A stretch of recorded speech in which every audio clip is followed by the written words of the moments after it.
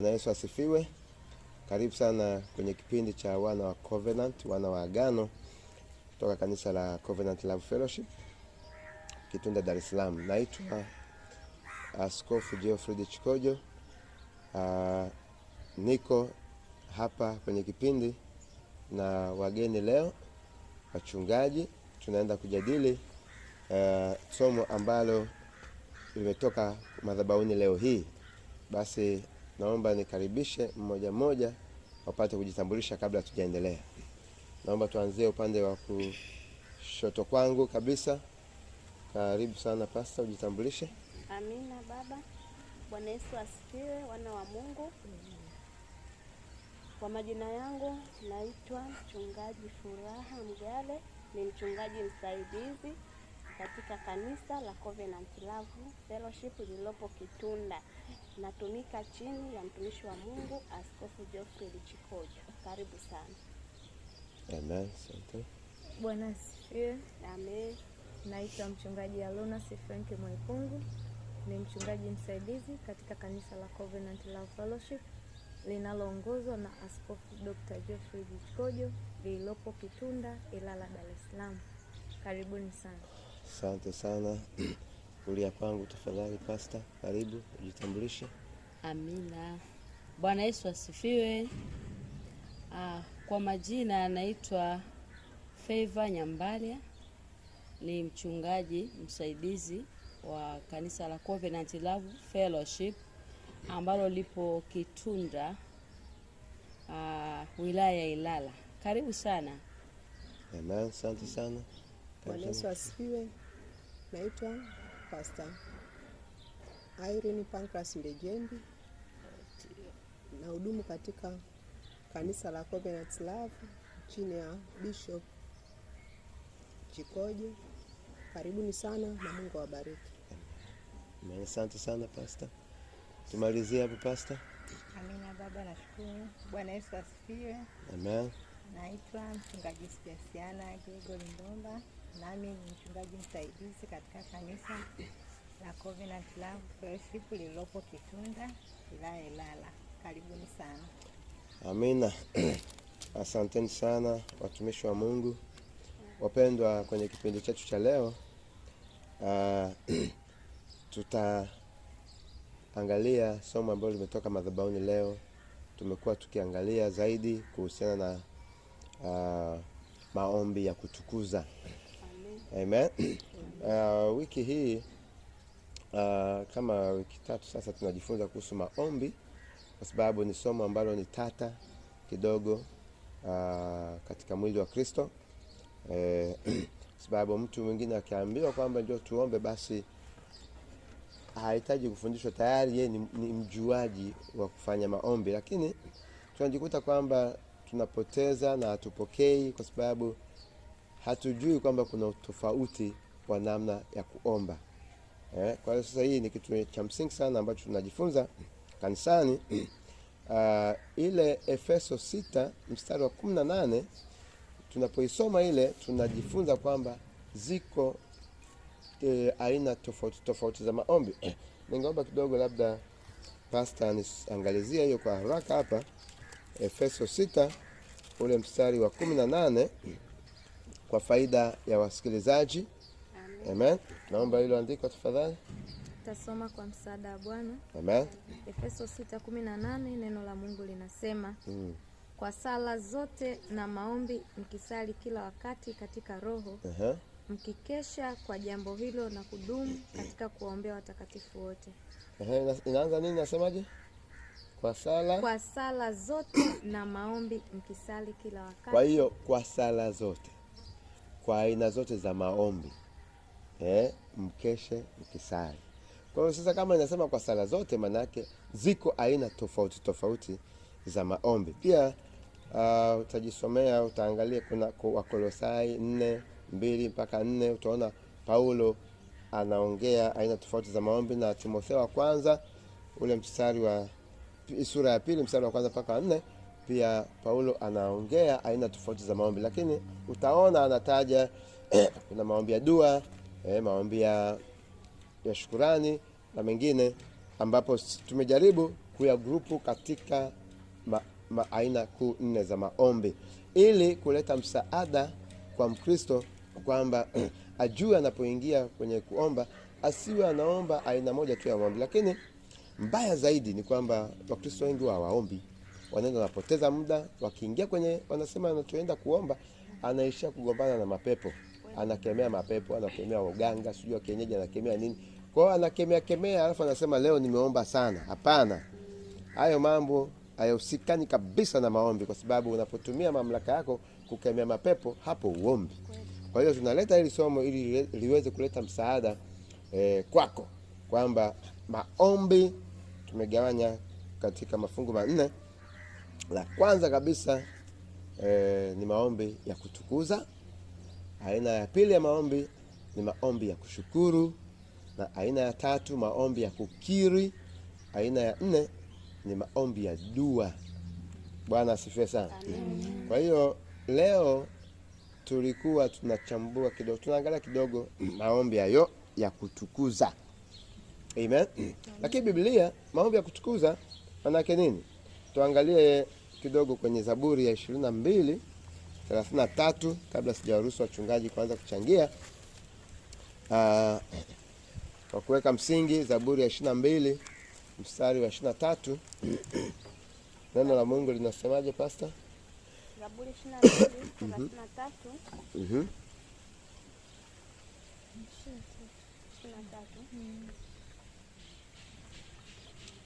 Karibu. Asante, karibu. Amen. Sauti. Nitasoma Zaburi ya 22 mstari wa 23. Unasema, ninyi mnaomcha Bwana msifuni. Enyi nyote mlio wazao wa Yakobo mtukuzeni. Ninyi mnaomcha Bwana msifuni. Nanyi mlio wa uzao wa Yakobo mtukuzeni. Amen. Amen. Amen. Kwa hiyo ukiangalia hilo andiko, hiyo ni amri. Amina.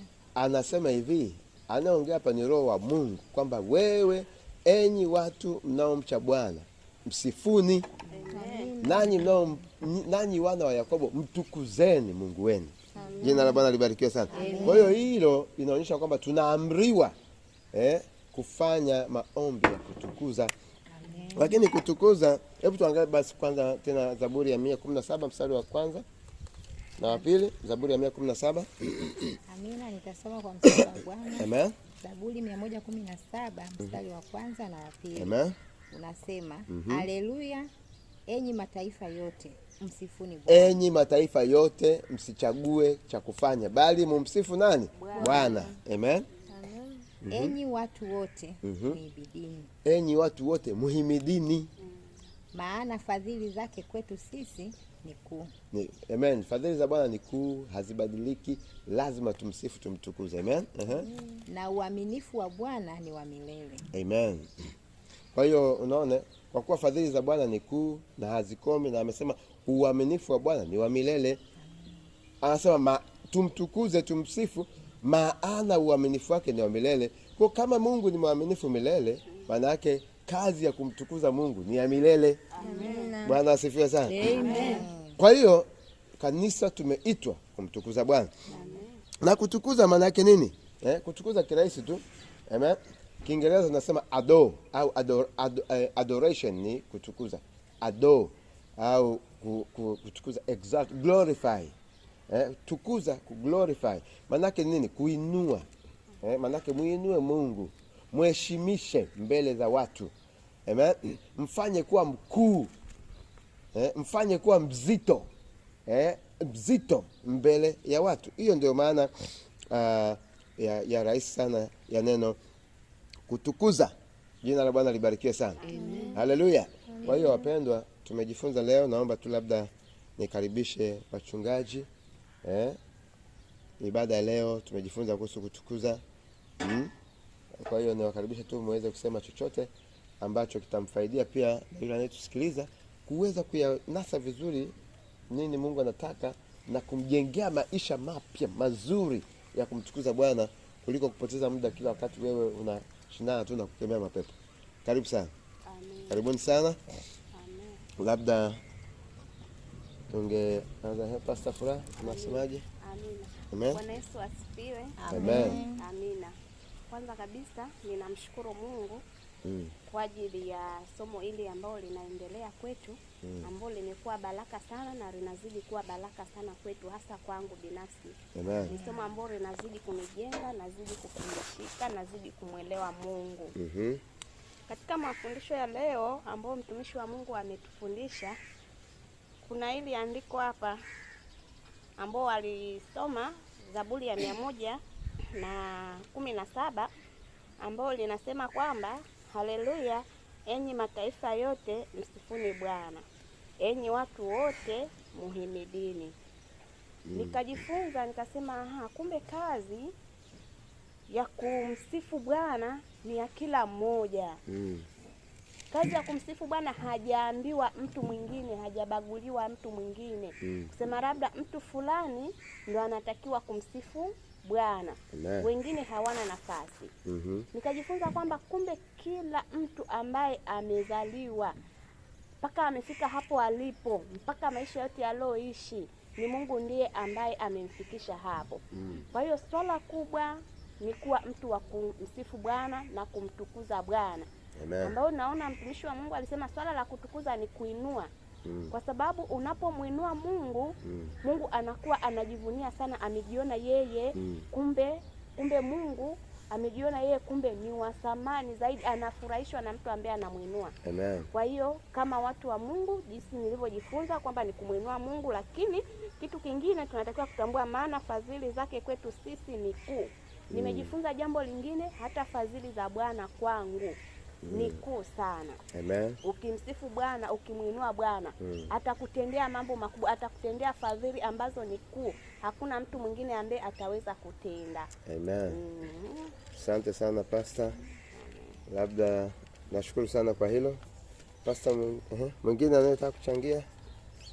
Twende tu randomly ambaye anataka kuingilia hapo.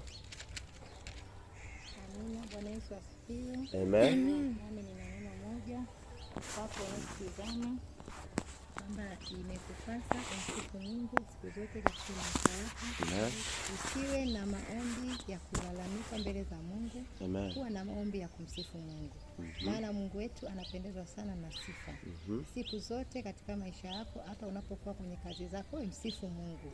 Usiache kumsifu Mungu, lazima utaona mkono wa Mungu katika maisha yako. Amina. Amen. Asante sana Pastor. Shukuru sana. Karibuni tuendelee. Amina. Bwana Yesu asifiwe. Amen. Amina. Kwa kweli na mimi namshukuru Mungu sana kwa somo hili la kumsifu Mungu na kumtukuza Mungu. Haleluya. Amen. Kwamba ni pia ninachojifunza katika hili somo ni kwamba Mungu anapenda sifa. Mungu anapenda kutukuzwa. Mungu wetu anapenda kuinuliwa. Haleluya. Tena yeye anasema anaketi anakaa katika sifa. Haleluya. Kwamba ukimsifu Bwana katika roho na kweli, yeye anashuka na anatenda. Haleluya. Kwa ninachokushauri wewe ambaye unatutazama kwamba jifunze kumsifu Mungu. Haleluya. Hata ukiwa katika hali ngumu, katika mapito, katika majaribu mbalimbali, wakati mwingine unaweza usiombe, sifu Bwana, mtukuze Mungu kwa nyimbo. Haleluya. Utaona Bwana anashuka na kukutana na haja ya moyo wako. Haleluya. Amina. Mungu wetu, ukisoma kwenye pia kitu ambacho nimejifunza pia, Mungu anasema kusifu kuna wapasa wanyofu wa moyo. Ukisoma kwenye Zaburi 31 mstari wa 1. Haleluya.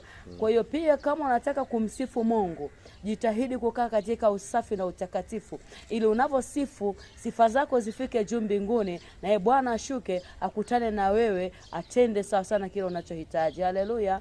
Bwana akubariki. Karibu sana. Amen. Amen. Asante sana Pastor. Amen. Naona watumishi na bana hapo kwenye kumsifu Bwana vizuri. Amen. Amen. Lakini tu kwamba tunachomaanisha kumsifu sio lazima kuimba, ila kuna kuongea, kuna kuimba. Amen. Kuna hata kuonyesha ishara. Huko kote ni sehemu ya kutukuza. Amen.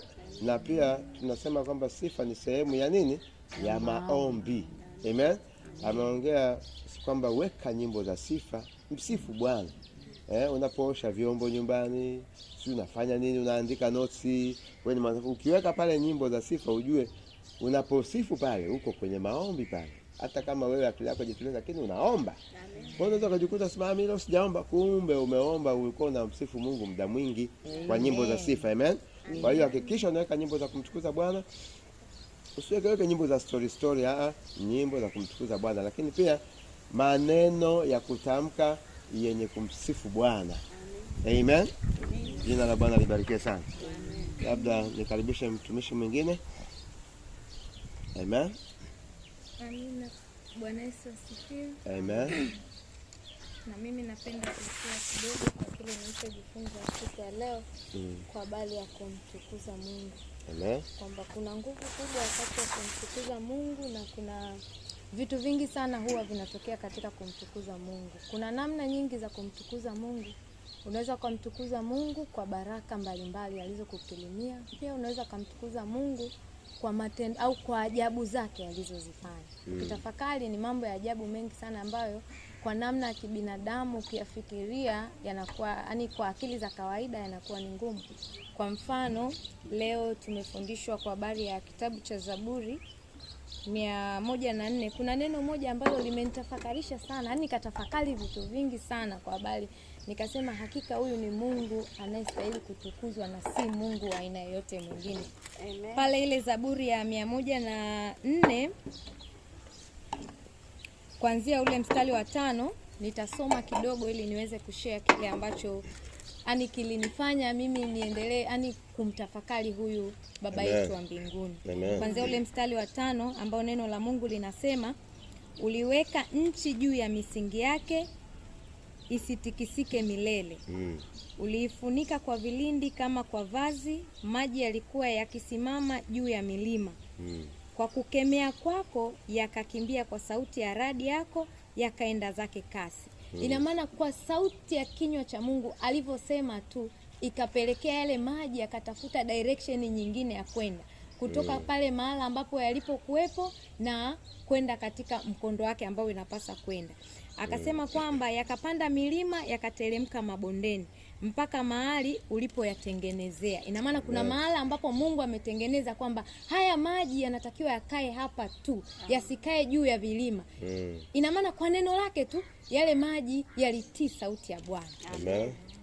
Mstari wa 9 akasema, umeweka mpaka yasiupite wala yasirudi kuifunika nchi. Hapa nikaenda mbali sana, nikatafakari kwa habari ya bahari. Unavyoenda baharini hasa wakati wa jioni ambapo maji yanakuwa yanarudi, unaona kabisa kwamba yale maji, yale mawimbi yanaenda na kurudi, hayawezi kupitiliza kile kimo chake. Yaani siku zote yanaenda yanaishia pale pale, yani hayawezi kupitiliza sehemu nyingine. Ina maana yameitii ile sauti ya Mungu iliyosema kwamba wewe maji ya bahari, mpaka wako ni huu, uruhusi kwenda huku. Bwana Yesu asifiwe. Nikatafakari sana, nikasema hakika huyu ni Mungu ambaye anapaswa kutukuzwa milele na milele. Nikaenda mbali sana tena, nikasema nikakumbuka kwa habari ya story ya Joshua. Wakati wanafanya vita, alisimamisha jua. Kumbuka lile jua liliweza kusimama kwa sababu alikuwa ni sauti ya Mungu iliongea kupitia kinywa cha mtumishi wa Mungu kwamba jua lisimame, na kweli likasimama. Kwa hali ya kawaida jua linamulika usiku, yani lenyewe tu naturally limejua kwamba mimi napaswa muda huu ndo nimulike, lakini ikifika masaa fulani natakiwa nipotee, niondoke katika mazingira haya. Ina maana hiyo yani ni ukuu wa Mungu, yani Mungu anapaswa kutukuzwa. Amen. Amen. Pia nikajaribu kutafakari tena hata viumbe. Tunapoongelea wanyama wakali, labda simba, chui, wanajua mipaka yao kwamba hawastahili kuishi kwenye mazingira ya watu. Ina maana wanajua kwamba akikaa hapa najua hii si sehemu yangu sahihi, ni sehemu ambayo mimi sipaswi yani Mungu ameka namna fulani katika kila kiumbe. Anajua kwamba mimi sehemu yangu ya kuishi ni hapa, sehemu yangu ya kuishi ni hapa. Vivyo hivyo na majira yangu ya kwenda nje ni haya. Haleluya. Amen. Amina. Amina. Akili hii ameiweka kwao nani? Bwana. Amen. Mpaka kwenye hata Biblia inasema kwamba mpaka ndege wanajenga viota. Kuna ndege anajenga kiota, anakisuka mpaka mdomo unakwenda huku. Anaingia ndani hizi mpaka akili ile Bwana amefanya. Amen. Na ndio maana tunasema tuna kila sababu ya kumtafakari Mungu na kumpa sifa anazostahili. Na huyu mtunga Zaburi anamuongelea hapa pastor ni kwamba ameorodhesha vitu vingi ambavyo ukisoma yani wewe vinakupeleka kumwona Mungu ni ajabu sana. Ni wa matendo makuu. Amen. Na hiyo Zaburi ya 117 kwamba uaminifu wake, matendo yake mazuri haya ni ya milele, hayakomi. Kwa hiyo tuna kazi ya kufanya siku zote. Amen. Yaani hapa wakati mtumishi wa Mungu anazungumza Amen. akanirudisha nyuma wakati mtumishi wa Mungu anafundisha leo.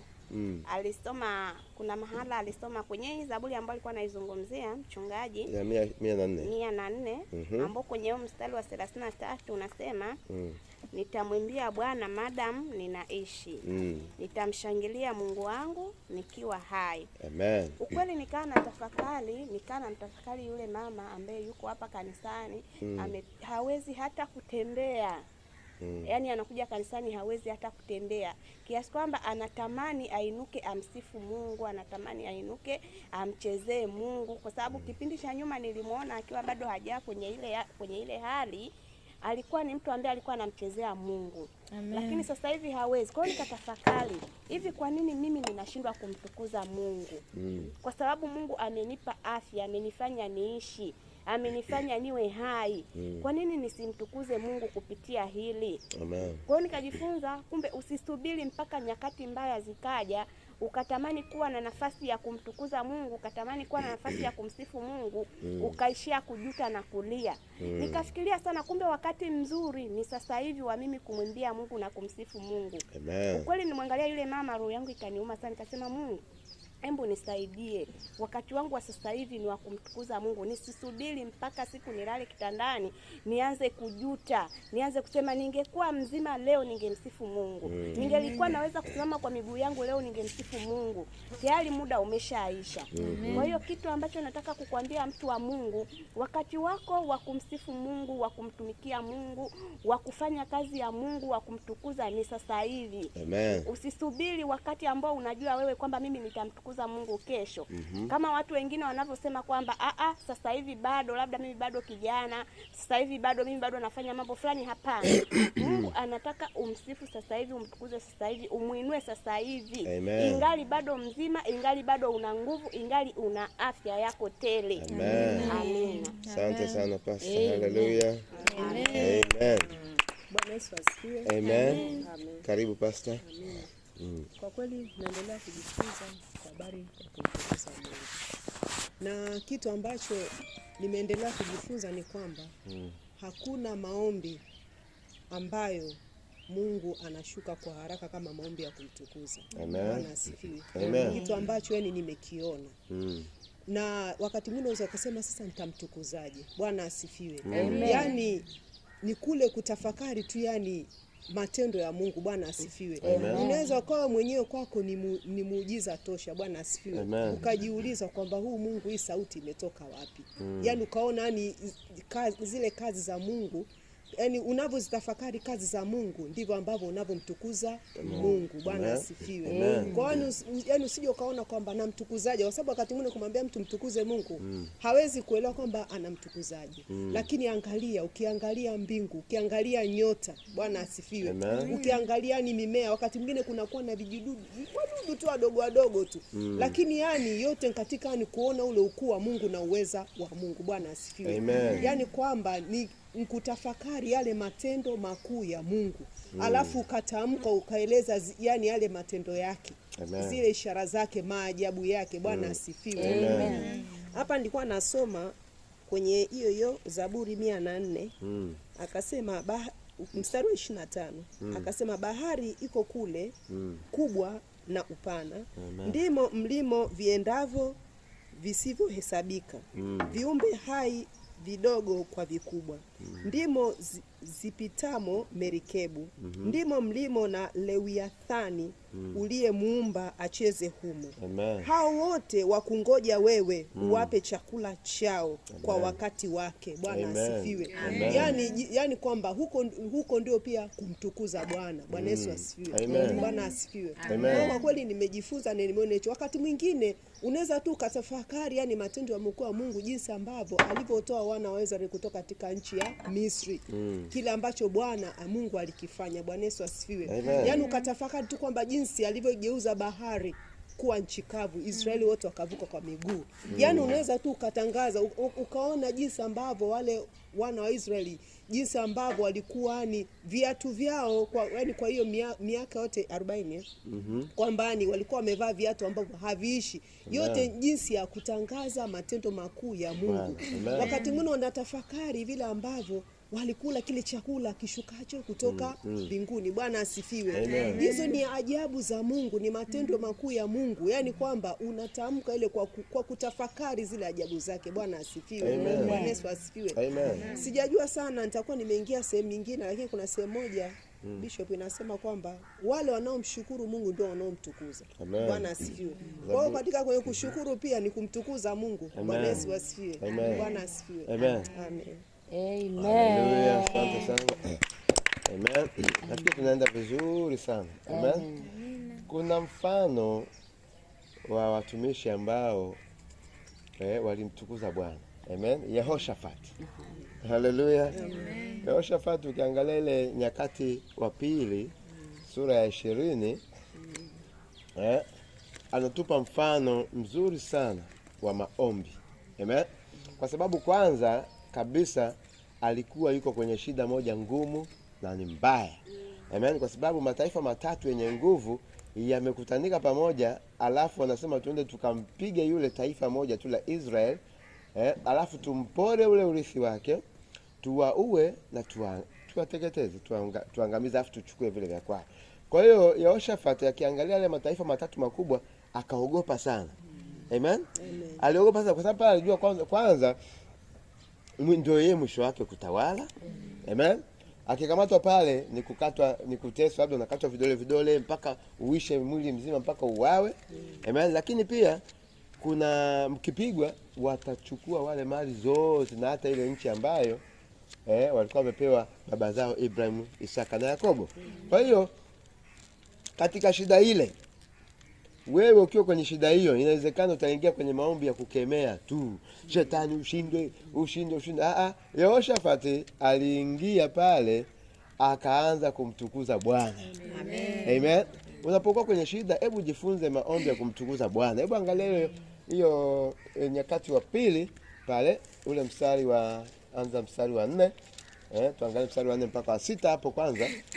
Uone mtumishi yuko kwenye shida, lakini anakwenda hapa pariki, anakwenda kwanza kumpa Mungu sifa anayoistahili. Amen.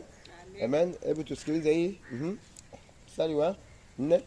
Mstari wa 4 unasema Yuda akakusanyika pamoja ili wamtafute Bwana. Yuda manake taifa hilo linakusanyika pamoja, kukusanyika pamoja kumtafuta Bwana. Amen.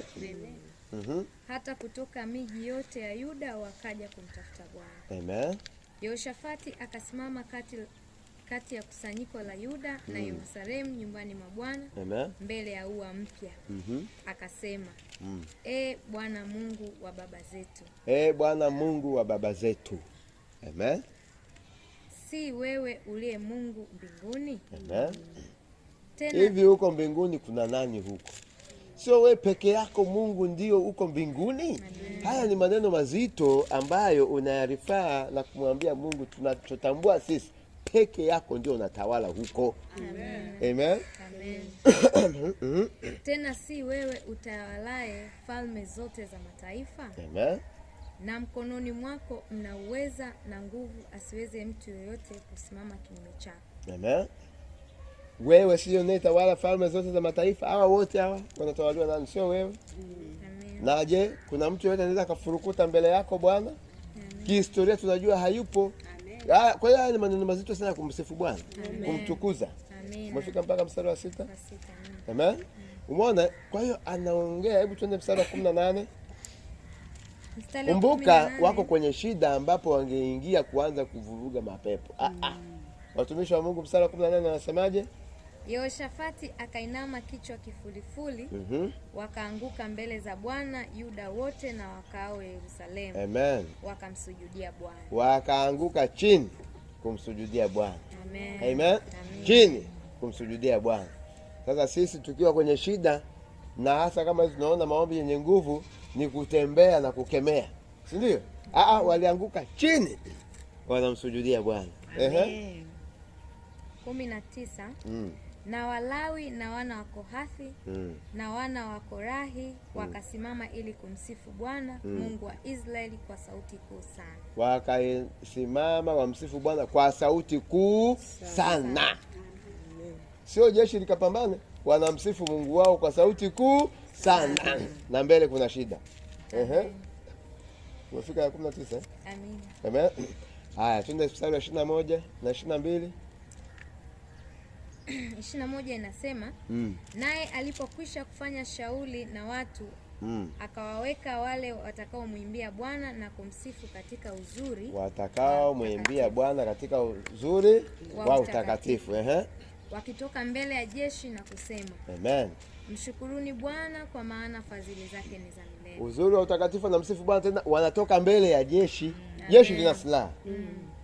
Afu anaambia kaeni nyuma, sisi tunajua anayeshinda vita ni Bwana. Wanaenda mbele ya jeshi, wanamsifu Bwana, mshukuruni Bwana kwa kuwa ni mwema, kwa maana fadhili zake ni za milele. Wapendwa, kwenye kutukuza kuna nguvu. Amen. Kwenye kutukuza ndiko kwenye maarifa. Amen. Amen. Ndiko kwenye upenyo. Amen. Na ndio maana Biblia Zaburi ya ile 105 amesema kwamba kumbukeni ajabu zake za kale. Amen. Maajabu yake aliyoyatenda. Amen. Hiyo inaleta ushindi. Amen. Jina la Bwana libarikiwe sana. Amen. Karibu yote mwenye kutaka kuzungumza tena.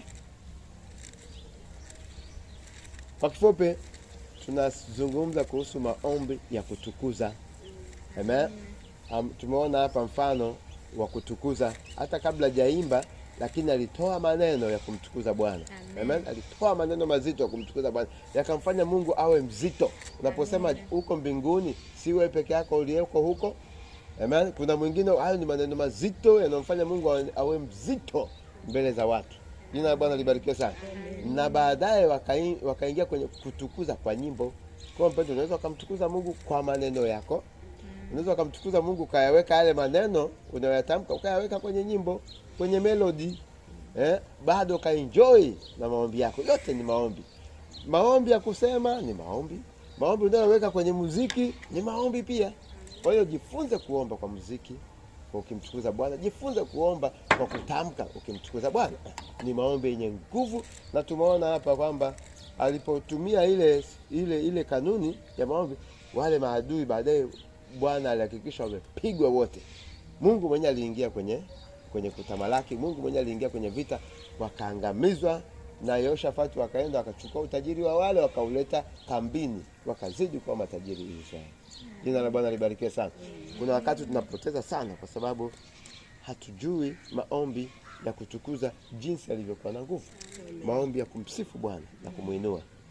Amen. Amen. Kuna yote pasa nataka kuweka kitu fulani. Bwana asifiwe. Amen. Amen. Wakati mwingine yani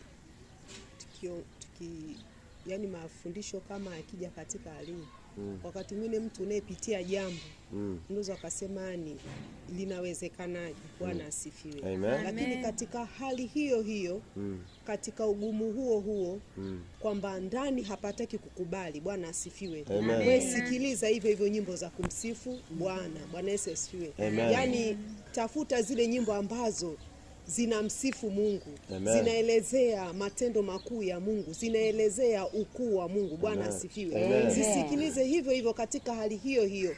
Baadaye utakuja kushangaa kuna namna fulani ambavyo kunafunguka ndani mwako. Bwana asifiwe. Kwani ni kweli kwa wakati mwingine unaweza kuona kama vile ni ngumu, utasema nitamsifu vipi katika hali hii. Bwana asifiwe. Lakini katika hali hiyo msifu Bwana. Kwa sababu kama hapa tulivyosoma katika hii Mambo ya Nyakati kwamba ni walikuwa vitani, katika hali ya kawaida hamwezi mkaimba mkamsifu Bwana mkamshangilia, mko vitani. Bwana asifiwe. Lakini walifanya hivyo na walimuona Bwana. Bwana Yesu asifiwe. Ona sisi yani, na ndugu mpendwa unayesikiliza, kwamba unapopita katika hali yoyote, vita yoyote, majaribu yoyote, namna yoyote ile, msifu Bwana na utamuona Bwana. Bwana Yesu asifiwe. Amen. Haleluya. Bwana Yesu asifiwe. Amen. Mimi nazidi kujifunza kwamba kumbe hatutakiwi kumsifu tu Mungu kwa sababu tunayo mahitaji yetu. Au kwamba hatumwi. Au kwamba hatujapungukiwa. Yaani unamsifu Mungu kwa sababu ndani chakula kipo, hauna mtu hauguliwi wala we mwenyewe hauumwi, hapana. Yaani usione kama huo ndo wakati wako mzuri wa kumsifu Bwana. Haleluya. Kumbe tunatakiwa tumsifu Mungu hata tukiwa katika mawimbi makali, katika majaribu mazito, katika misiba. Yaani msiba unaokugusa kabisa, yule mtu anayekugusa, lakini katika jaribu kama hilo mwambie Bwana, Mungu wewe bado utabaki kuwa Mungu. Mungu nitazidi kukutukuza. Mungu nitakuinua hata katika hili. Haleluya. Mara nyingi asilimia kubwa sisi wana wa Mungu tumekuwa tukipita katika majaribu magumu, tunanyong'onyea kabisa. Yaani zile sifa tunazozitoa wakati tukiwa na hatupo katika majaribu hatuzitoi tena. Unakuta tunabaki na malalamiko. Tunambaki tunamuona kama Mungu haja hii kutenda hata huko nyuma ambapo alikwisha kututendea. Tunasahau kabisa kila kitu. Kumbe Mungu wakati mwingine ananyamaza kimya akijiuliza, hivi hawa watoto wangu hawaoni kule nilikowatoa? Hawaoni yale niliyowatendea? Kumbe sasa tujifunze kumsifu Mungu nyakati zote. Nyakati za kukosa na nyakati za kupata. Haleluya. Wakati wa kulia tumsifu Mungu, wakati wa kucheka tumsifu Mungu, wakati wa kupata tumsifu Mungu, na hata wakati wa kukosa tumsifu Mungu. Katika hali yoyote ile sifu Bwana, nao utauona mkono wa Bwana ukikutana na wewe. Haleluya. Amen. Mtumishi wa Mungu hapa wakati anaongea, nikakumbuka siku moja wakati ndio mafundisho yameshaanza, nikaa natafakari. Wakati natafakari nikaa nakumbuka ule wimbo kwamba amenitenda mema. Yaani nikaanza kuimba, lakini wakati na uimba niliuimba kwamba yale ambayo Kristo amenitendea pale msalabani. Bwana Yesu asifiwe.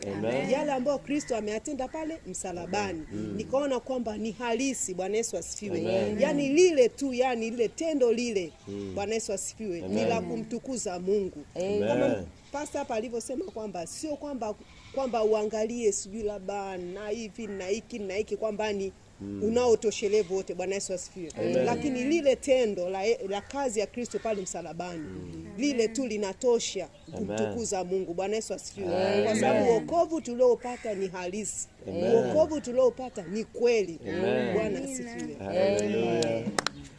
Mungu wetu anatawala. Amen. Mungu anatawala. Anapotawala yeye na sisi tunakuwa na amani.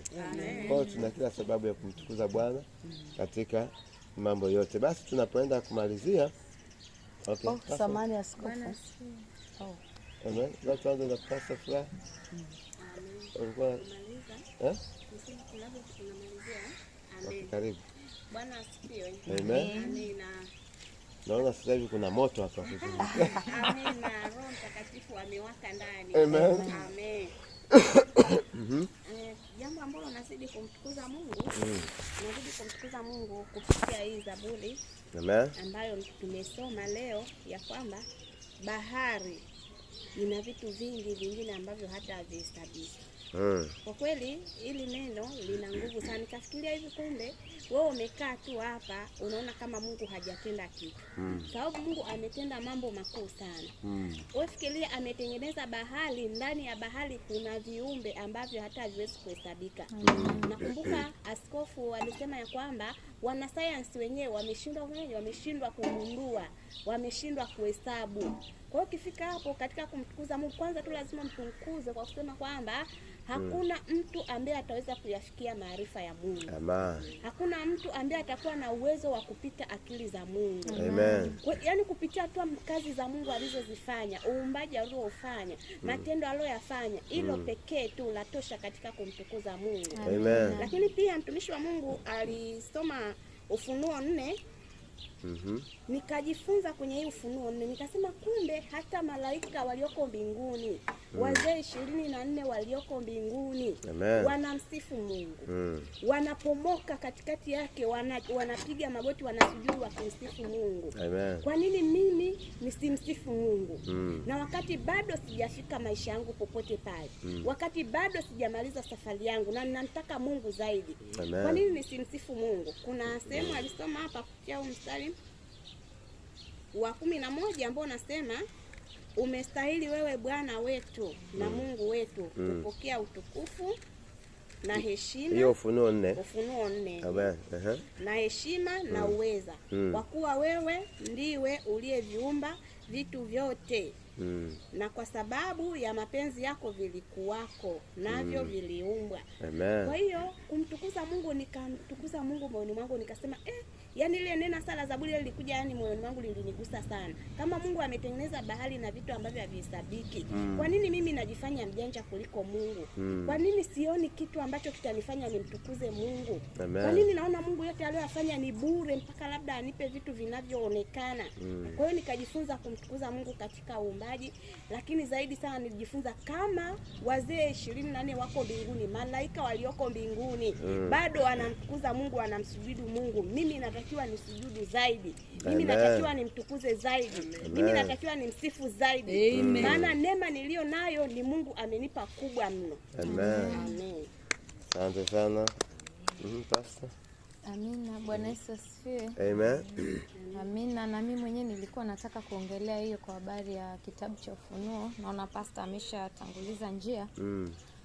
Wakati nasoma hii hapa nikawa na tafakari kwamba maserafi, makerubi, wazee 24 wote wanamtukuza Mungu na kumsifu. Kilichonipendeza zaidi ni pale aliposema kwamba anasema kwamba Mstari wangapi?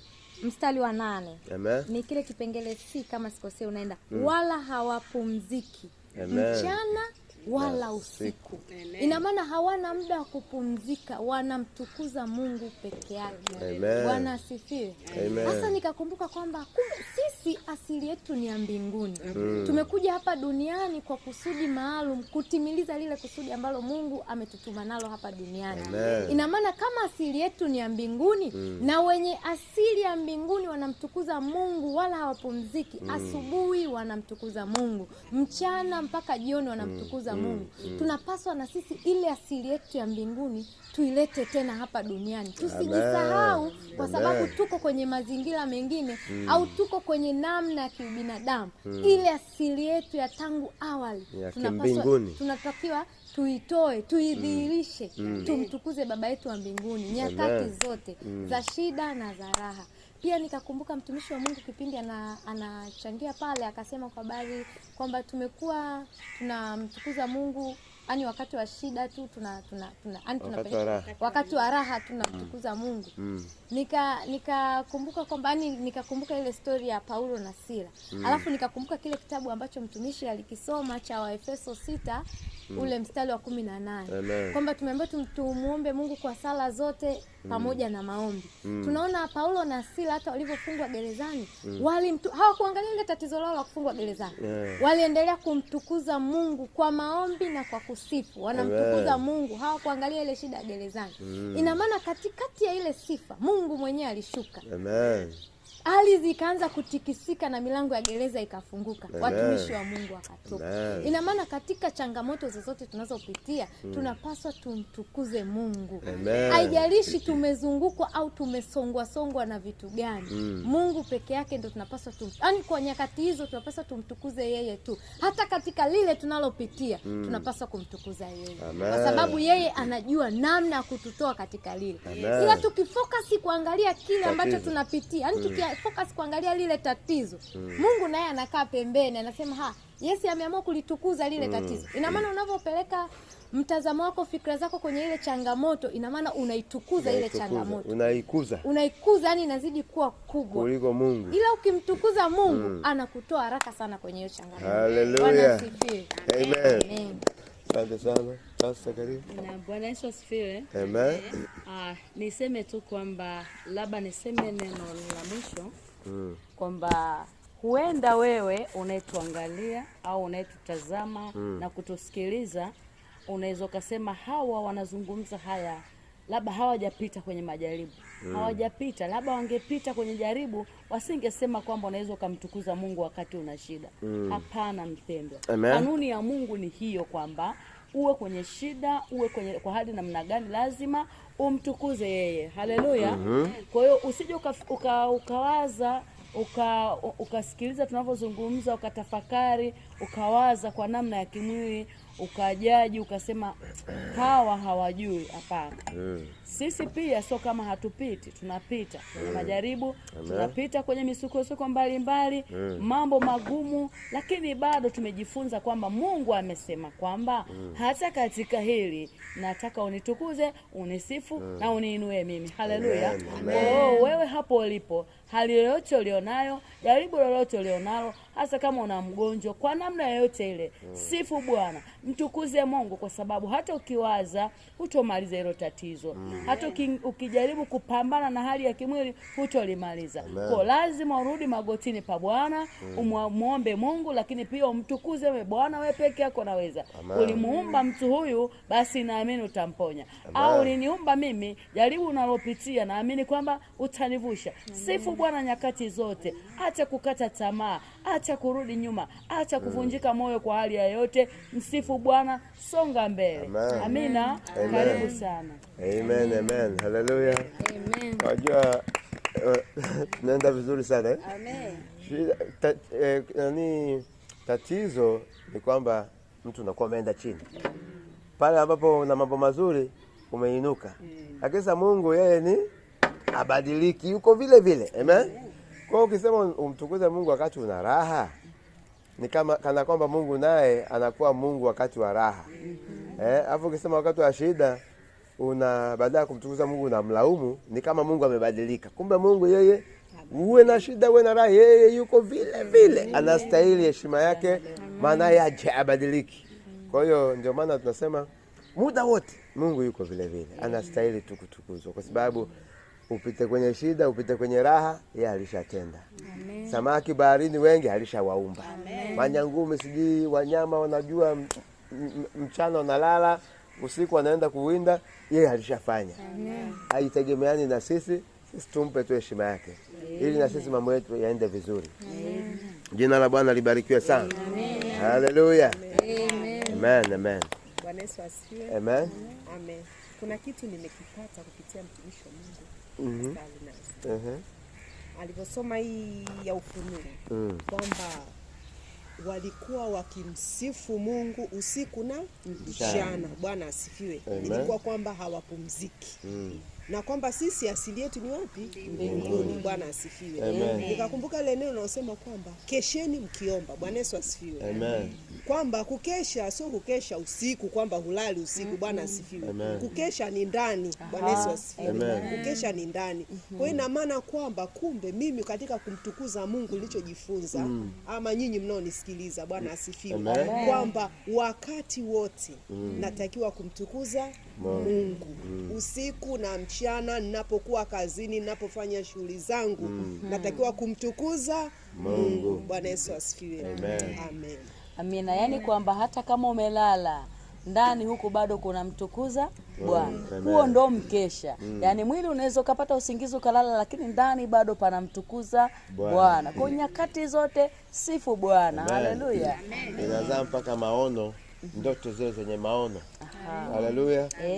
Unaota vitu vizuri kwa sababu unalala ukiwa na Bwana anatukuzwa. Haleluya. Sio unalala unashtuka fulani sijui kitu kinakukimbiza, sijui mbwa anakukimbiza unakimbia. Bwana asifiwe sana. Amen. Unaota vitu vizuri. Wapendwa, basi mimi naomba tu nihitimishe. Amen. Nawashukuru sana wachungaji kwa kweli. Inaonekana tu kwamba pastor nataka kusema neno dogo. Amina. Bwana Yesu asifiwe. Amen. Na mimi nilikuwa nahitaji kuacha na neno moja. Amen. Zaburi 104 mstari wa 33 mpaka 34 ambao unasema, nitamwimbia Bwana maadamu ninaishi. Amen. Nitamshangilia Mungu wangu nikiwa hai. Amen. Kwa hiyo maadamu unaishi unatakiwa umsifu Mungu. Amen. Maadamu unaishi unatakiwa umshangilie Mungu. Amen.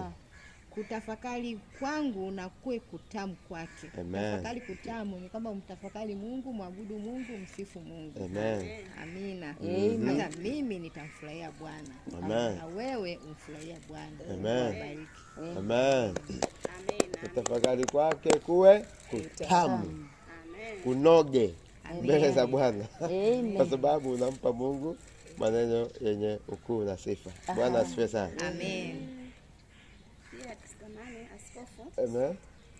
Nitazungumza pia niwaache watumishi wa Mungu hawa wanaotusikiliza Amen. katika ibada hii nzuri katika kumsifu Mungu. Kama wachungaji walivyosema, huwa hakuangalii mazingira. Amen. Ni mazingira gani ambayo yanakutaka wewe umsifu Mungu au umwinue Mungu. Nikakumbuka ya kwamba kulikuwa kuna ukuta wa Yeriko ambao ulikuwa umesimama sana. Ukuta wa Yeriko ambao ulikuwa ni kwazo kwa wana wa Israeli. Walitakiwa wapite ule ukuta uanguke. Labda kwa akili zao walijua kuna namna ambao wanaweza wakauvunja ule ukuta, au walifikiria labda watatumia vifaa fulani waweze kuuvunja ule ukuta. Amen. Lakini Mungu, kwa uelekezo wa Mungu zaidi, Mungu alichoambia ya kwamba wajipange tu, watangulize kundi la sifa mbele. Kwa hiyo jambo kubwa ambalo lilitokea pale, ule ukuta ambao ulikuwa ni tishio sana kwa wana wa Israeli, tatizo lao lilikuja kuanguliwa na kumsifu Mungu. Amen. Kwa hiyo nikajifunza kumbe hata kutatua matatizo pia kunakuja kwa njia ya kumsifu Mungu. Amen. Kuna tatizo inaweza kama limekubana, kuna hali ngumu inaweza kama imekubana, iwe ni ugonjwa, iwe ni kitu chochote, iwe ni hali ngumu ya maisha. Katika kumsifu Mungu unaweza kujikuta unafunguliwa. Amen. Hata kwa kuimba, mimi mwenyewe ni shahidi, mimi napenda sana kusifu. Hata kama ukiweka nyimbo za sifa au maombi ya kutukuza, unaweza kujikuta hata kama hukuwa na amani, unajisikia amani ya Bwana imeingia ndani. Hata kama ulikuwa na mawazo au ulikuwa na mpito fulani, kwa kumsifu Bwana kupitia nyimbo ama kusifu kupitia maombi, unajikuta umefunguliwa. Kwa hiyo kitu ambacho nataka nikwambie mtoto wa Mungu, kama ukuta wa Yeriko ambao jinsi ulivyokuwa mkubwa zaidi, lakini kwa kusifu tu ule ukuta uliweza kuanguka. Sidhani kama tatizo lako linafikia ukuta wa Yeriko. Tatizo lako ninavyoliangalia ni dogo sana, haliwezi kufikia ule ukuta ambao ulianguka kwa kumsifu Mungu. Kwa kumsifu Mungu tu tatizo lako litayeyuka kama upepo. Na pia nikajifunza kuna siri kubwa sana katika kumsifu Mungu. Kazi yako wewe ni kumsifu Mungu tu, mengine yote ni kumwachia Mungu. Lakini katika kumsifu Mungu ambatana pamoja na maelekezo ya Mungu. Kwa sababu hawa watu walimsifu Mungu, lakini waliyashika maelekezo ya Mungu, walifata njia za Mungu, na ndipo wakafata hatua zile za kumsifu Mungu. Kwa hiyo ukifata kanuni za Mungu, ukamsifu sawa sawa na Mungu anavyotaka, ukuta wako wa magonjwa utaanguka. Na ukuta wa masikini ambao unakuandama utaanguka. Chochote kile ambacho umeona ni kigumu, hakiwezekani kwenye maisha yako, kitaanguka kupitia kumsifu Mungu na kuliinua jina lake. Amen. Na Mungu akubariki. Amen. Amen. Basi nashukuru sana. Ninaamini tumeongea vya kutosha. Wanaotusikiliza naamini watakuwa wamejifunza neno. Kikubwa tu uelewe kwamba hatuongelei wewe swala tu la kuimba. Tunataka ujue kwamba uimbaji ule wa sifa, maana kuna uimbaji mwingine ni story. Uimbaji ule unaomsifu Bwana, yale ni maombi. Amen. Amen. Yale ni maombi, lakini pia kuelewa tu kwamba kuna maombi ya kumtukuza Bwana. Kwa unapotaka kuomba, fanya kama Yehoshafati mfalme. Amen. Mpe Mungu maneno yake mazito mazuri, yenye utukufu. Amen. Tumalizie na Matendo ile 4. Tuone pale Matendo 4. Kwanza ule mstari wa 23 kama sei pale. Wakati wale watumishi walipokuwa wana mhubiri Yesu na kupata changamoto nyingi, wakateswa, wakakatazwa wasifanye hiyo kitu, lakini wakaamua kwenda kumwomba Bwana. Hebu walianzaje? Matendo 4 kwanza mstari wa 23. Tasoma kwa msaada wa Bwana. Amen. Neno la Mungu linasema, hata walipofunguliwa wakaenda kwa watu wao wakawapasha habari ya mambo yote walioambiwa na wakuu wa makuhani na wazee. Amen. Na waliposikia wakampazia Mungu sauti zao kwa moyo mmoja. Wanaomba sasa hapo, wakaamua kwenda kwa Mungu kukata rufaa. Amen. Wanakataje rufaa? Wakampazia sauti kwa moyo mmoja. Wakamwambiaje? Wakisema, Mola wewe ndiwe Mungu. Mola wewe ndiwe Bwana. Wewe ndiwe Mungu. Amen. Ndiwe uliyefanya mbingu na nchi. Ndiwe uliyefanya mbingu na nchi. Haya ni maneno ya kumtukuza Mungu kabla hujapeleka haja yako. Amen. Kabla hujapeleka hiyo shida yako. Amen. Mtambue Mungu kwamba kwanza natawala. Hawa ni mitume. Kwanza usema pale tunakemea ile pepo iliyoko ndani ya kuhani mkuu, tunakemea na wewe pepo iliyoko ndani ya yule sijui mgambo. Wanaanza kwanza kumwambia Mola wewe ndiwe Mungu mkuu. Mungu mkuu. Ndiwe uliyefanya mbingu na nchi. Ndiwe uliyefanya mbingu na nchi. Na bahari na vitu vyote vilivyomo. Na bahari na vitu vyote vilivyomo. Amen. Amen. Nawe ulinena kwa Roho Mtakatifu kwa kinywa cha baba yetu Daudi. Amen. Mtumishi wako. Mbona sasa, mataifa amefanya ghasia? Amen. Sasa huko wanaingia sasa kwenye kukiri, ambayo ni aina ya pili ya maombi ambayo tutakuja kuiangalia. Wanamkoti Mungu alichowahi kusema kwamba kwenye neno amesema mbona mataifa wanafanya ghasia, wanafanya hivi na hivi, lakini pale mwanzo ametanguliza maombi ya kumtukuza Bwana. Amen. Ametambua ukuu wa Mungu na nini amefanya na mamlaka zake. Alafu baadaye ndio anakwenda kutaja tatizo. Hebu endelea kusoma, mbona afanya ghasia? Mbona mataifa wamefanya ghasia na makabila wametafakari ubatili? Wafalme wa dunia wamejipanga na wakuu wamefanya shauri pamoja juu ya Bwana na juu ya Kristo wake. Maana ni kweli Herode. Sasa ngapi? 27. 27 sasa ndio wanaeleza kesi yao sasa. Maana ni kweli Herode na Pontio Pilato pamoja na mataifa na watu wa Israeli walikusanyika katika mji huu juu ya mtumishi wako mtakatifu Yesu uliyemtia mafuta. Amen. Basi nashukuru sana. Kwa hapo wameendelea vizuri na wakaomba. Hiyo aina nyingine sana maombi, wakaomba Mungu awajalie kunena neno lake kwa ujasiri. Amen. Na matendo makuu, uponyaji, ishara, miujiza itendeke wanapolitaja jina la Bwana, na Bwana akawatendea namna hiyo. Jina la Bwana libarikiwe sana. Lakini huo ni mfano mzuri sana pale ambapo una shida, alafu wewe unaanza maombi ya kumtukuza kwanza Mungu.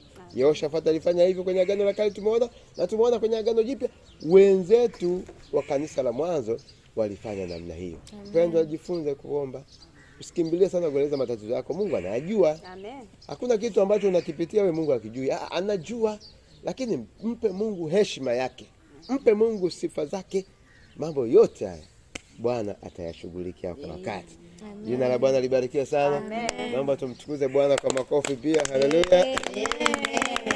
Basi naomba kwa leo ibadani kanisani Covenant Love Fellowship Kitunda tulikuwa tukimwangalia Mungu kupitia maneno hayo ambayo tunatafakari na kuyachambua ili wewe uweze kutuelewa na wewe pia uweze kubadilisha mtazamo wako wa namna unavyoomba uweze kujifunza. Lakini pia nakukaribisha sana kanisani kwetu Covenant Love Fellowship. Namba za mawasiliano ziko hapo kwenye screen. Piga namba, watakuelekeza. Karibu sana. Lakini tusaidie pia kuhubiri pamoja na sisi. Klipu hii like, comment, tuambie umependezwaje, umebarikiwaje, umejifunza nini pamoja na sisi. Lakini pia subscribe ili kuifanya pia video hii iwe video nzuri na kwenda ikaelimisha watu. Bwana asifiwe sana. Tuna subscribe video nyingi ambazo hii inaleta uhai kwa watu. Basi fanya hivyo mpendwa, tuhubiri injili ya Bwana pamoja. Kwa hiyo kupitia hapa naomba niwashukuru sana mpaka kufika hapa. Nashukuru sana wachungaji. Nashukuru sana kwa ushiriki. Asanteni sana kwa maoni mazuri na mafundisho. Naamini anayetusikiliza yamemnufaisha na kumbariki. Naomba nimshukuru Mungu. Tunyoshe tu mikono wote tubariki. Baba, asante kwa ajili ya neno hili Bwana. Asante kwa ajili ya mtumishi anayetuangalia Bwana. Mtetee, muondoe kwenye mahangaiko anayoyapitia, lakini ukimfunza kukuheshimu na kukutukuza wewe. Katika jina la Yesu Kristo naomba uponyaji wa Mungu kwenye shida yake. Naomba Mungu akakutane na shida yake katika jina la Yesu. Baba, pokea sifa na utukufu Bwana. Jina lako libarikiwe sana. Amen. Amen. Basi naomba nikushukuru na nikutakie siku Jumapili njema na siku njema. Bwana akubariki sana na Mungu akupe ushindi zaidi na zaidi. Amen. Barikiwe sana.